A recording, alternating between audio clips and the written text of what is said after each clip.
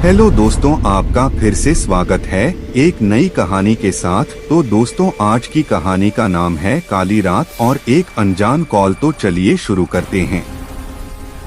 घड़ी रात के 1:47 बजा रही थी। शहर के आखिरी छोर पर, जहां स्ट्रीट लाइटें भी कभी कभी झपककर बुझ जाती थीं, एक पुरानी पीली टैक्सी तेज बारिश को चीरती हुई आगे बढ़ रही थी। टैक्सी ड्राइवर रमेश चौधरी, 50 के करीब उम्र, थका चेहरा, आंखों के नीचे काले घेरे।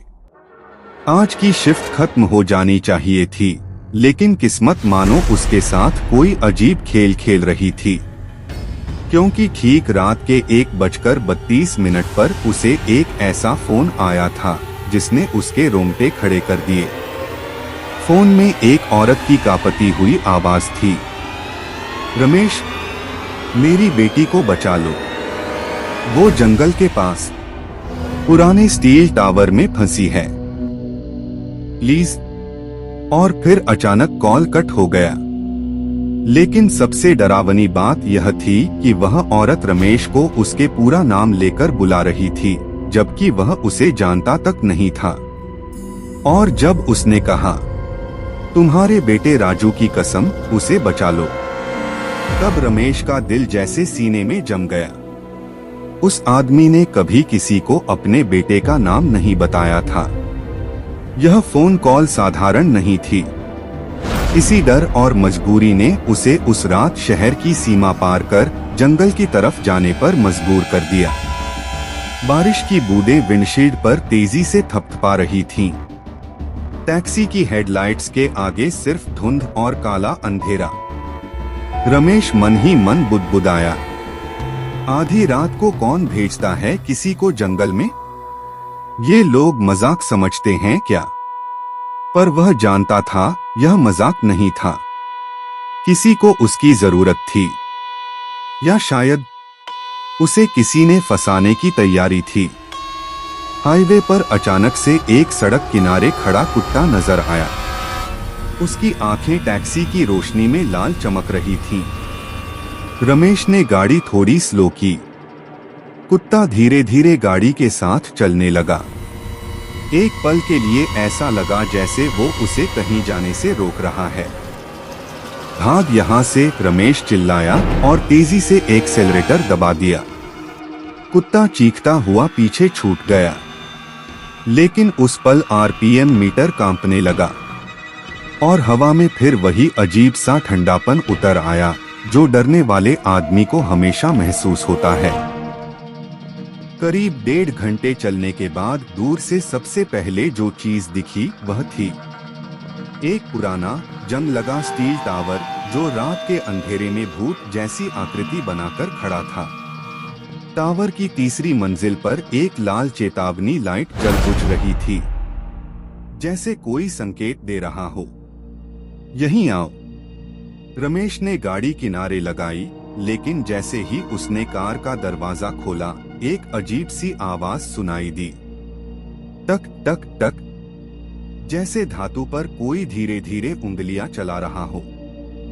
हवा अचानक ठंडी हो गई, इतनी कि उसके सांस से धुंध बन रही थी।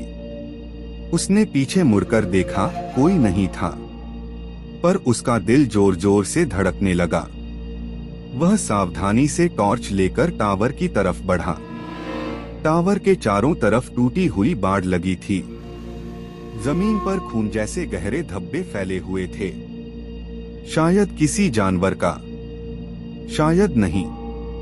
रमेश ने कहा, ये जगह देखने में ही खराब लग रही है। अचानक उसके मोबाइल में कंपन हुआ। सिग्नल वीक था, पर एक संदेश आया, मत रुकना, ऊपर जाओ। रमेश के हाथ कांपने लगे। यह संदेश उसी नंबर से आया था जिसने उसे कॉल किया था। वह किसी को दिखाई नहीं दे रहा था, फिर भी कोई उसे देख रहा था। उसने हिम्मत जुटाई और टावर के अंदर कदम रखा। अंदर घुटन भरी बदबू थी, जैसे कुछ सड़ रहा हो। फर्श पर पुराने तार, टूटे बल्ब, अखबार और धूल की परतें। छत पर से पानी टपक रहा था, टप टप टप। दीवारों पर पुराने पोस्टर थे। प्रयोग क्षेत्र सामान्य लोगों का प्रवेश वर्जित। नीचे छोटे अक्षरों में चेतावनी, असफल प्रयोग के मामले दर्ज। रमेश रुक गया। यह जगह किसी रिसर्च सेंटर जैसी लगती है, पर यहाँ कोई वैज्ञानिक नहीं, सिर्फ डर था। अचानक उसे अपनी बेटी की याद आ गई। वही बेटी जो 5 साल पहले मर चुकी थी। उसकी आंखें भर आईं। शायद इसलिए मुझे यह बच्ची याद आ रही है, उसने मन ही मन सोचा। दूसरी मंजिल की ओर जाने वाली सीढ़ियां काली थीं, जंग लगी थीं और हर कदम पर चरमराती थीं। लेकिन जैसे ही वह ऊपर पहुंचा, कमरे में अचानक बहुत ज्यादा ठंड हो गई, इतनी कि उसकी उंगलियां सुन्न पड़ने लगी और उसे पीछे से कदमों की आवाज सुनाई दी। तप तप तप। रमेश ने टॉर्च पीछे फेरी। कुछ नहीं था। वह आगे बढ़ ही रहा था कि टॉर्च की रोशनी एक खिड़की पर पड़ी और खिड़की में उसे किसी की परछाई दिखाई दी, छोटी सी बच्ची जैसी। लेकिन जैसे ही उसने दोबारा देखा, परछाई गायब। उसका दिल धक से रह गया। अचानक उसका फोन बजा। रिंगटोन इतनी तेज कि उस सन्नाटे में जैसे किसी ने चीख मारी हो। वही नंबर। रमेश कांपते हाथों से फोन उठाता है। औरत की टूटी रोती हुई आवाज, ऊपर मत जाना, वो बच्ची नहीं है, वो मेरी बेटी का रूप बनाकर लोगों को मारती है, वापस लौट जाओ। रमेश, तुम कौन हो? ये जगह क्या है? लेकिन कॉल कट। फिर वही सन्नाटा। तीसरी मंजिल पर लाल चेतावनी लाइट टिमटिमा रही थी। कमरा बड़ा था पर खाली। बस 2 चीजें थीं। दीवार पर बहुत पुरानी तस्वीरें, बीच में एक सांस तक रोक देने वाली ठंड। रमेश की टॉर्च उन तस्वीरों पर रुकी। पहली तस्वीर, पुराना कमरा, बीच में एक आदमी खड़ा था, उसके चेहरे पर मास्क था। दूसरी तस्वीर, एक बच्ची जिसकी आंखें ढकी हुई थीं। उसके शरीर पर कई तार जुड़े थे। रमेश ने पसीना पोंछा। ये कैसी जगह है? तभी उसकी नजर एक कोने में पड़ी एक बड़ी तस्वीर पर गई और यह देखकर उसकी सांस रुक गई। फोटो में रमेश, उसकी पत्नी और उसकी बेटी थे। वही बेटी जिसके मरने पर वह खुद को आज तक दोष देता था। फोटो कम से कम 15 साल पुरानी लग रही थी। ये यहाँ कैसे आई? उसकी आंखें डर और सदमे से फैल गईं। अचानक कमरे में तेज कदमों की आवाज आई। धड़ धड़ धड़। रमेश टॉर्च घुमाता है, कुछ नहीं। फिर वही आवाज, और पास और तेज। कमरे के सबसे अंधेरे कोने में कुछ हिला। टॉर्च की रोशनी अंधेरे कोने पर पड़ी।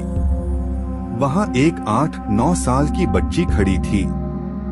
भीगे कपड़े, उलझे बाल, चेहरे का आधा हिस्सा काला, जैसे जला हुआ हो। उसकी आंखें आधी सफेद थीं। वह मुस्कुराई। पापा, तुम मुझे लेने क्यों नहीं आए? रमेश के पैरों तले जमीन खिसक गई। यह उसकी बेटी की आवाज थी, बिल्कुल वैसी ही। रमेश, तुम रीना हो?